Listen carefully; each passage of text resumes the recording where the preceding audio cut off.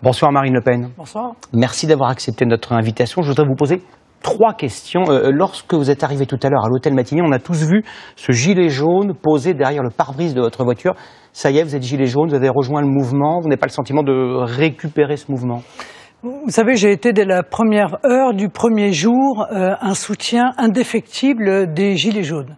Ça fait longtemps que je préviens que la crise couve en France, que les décisions injustes qui ont été prises, notamment sur le plan fiscal, que ce sentiment de déclassement vécu par les Français, ce sentiment de dépossession allait à un moment donné ou à un autre s'exprimer. Comme il ne peut pas s'exprimer dans une Assemblée nationale qui n'est pas représentative des différents courants d'opinion de la France, eh bien, elle s'exprime aujourd'hui dans la rue et croyez-moi, je le regrette. Mais vous dites avec le Rassemblement national que vous représentez la France des sans-voix, la France qui souffre, la France des Gilets jaunes, mais eux disent on n'a pas besoin de vous, on n'a besoin d'aucun parti politique, pas plus du vôtre que des autres partis. Mais vous avez raison de rappeler que depuis très longtemps je parle de cette France des oubliés, de cette France qui a le sentiment de n'être jamais dans les radars de la politique, qui s'est occupée depuis bien longtemps exclusivement quasiment des minorités multiples et variées, mais plus jamais de la majorité des Français, de ce peuple central.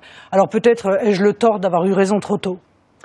Parmi les revendications parfois un peu confuses des Gilets jaunes, il y en a une qui fait quasiment l'unanimité, c'est l'augmentation de leur pouvoir d'achat par l'augmentation du SMIC, augmentation substantielle, certains disent d'ailleurs 200 € par mois. Est-ce que vous leur avez dit que vous êtes radicalement contre cette mesure? Vous l'êtes aujourd'hui, vous l'avez toujours été, vous dites c'est stupide, ça n'a pas de sens économiquement. Vous allez leur dire aux Gilets jaunes Non, ça n'est pas ce que j'ai dit, M. Boulot.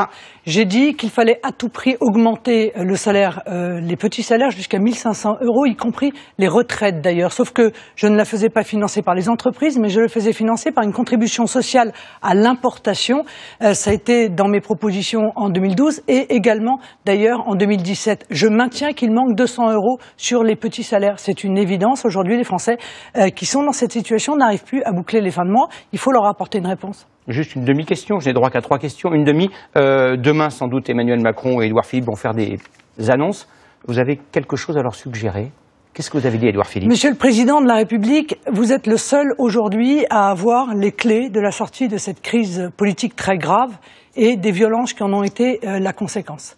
Les Français ont le droit, qu'ils soient de Paris, de province ou de La Réunion, de vivre sereinement cette fin d'année à l'approche des fêtes, qu'ils soient d'ailleurs gilets jaunes ou qu'ils soient en uniforme bleu marine, qu'ils soient commerçants ou qu'ils soient riverains des manifestations. Je vous demande donc solennellement de renoncer à votre politique fiscale dont les Français ne veulent plus, avec lesquels ils ne sont pas d'accord. Ne croyez pas que ça sera analysé comme un aveu de faiblesse. Ce sera analysé comme le geste d'un homme d'État responsable qui écoute les Français, qui les respecte et bref, qui les aime. Merci Marine Le Pen d'avoir répondu à ces questions.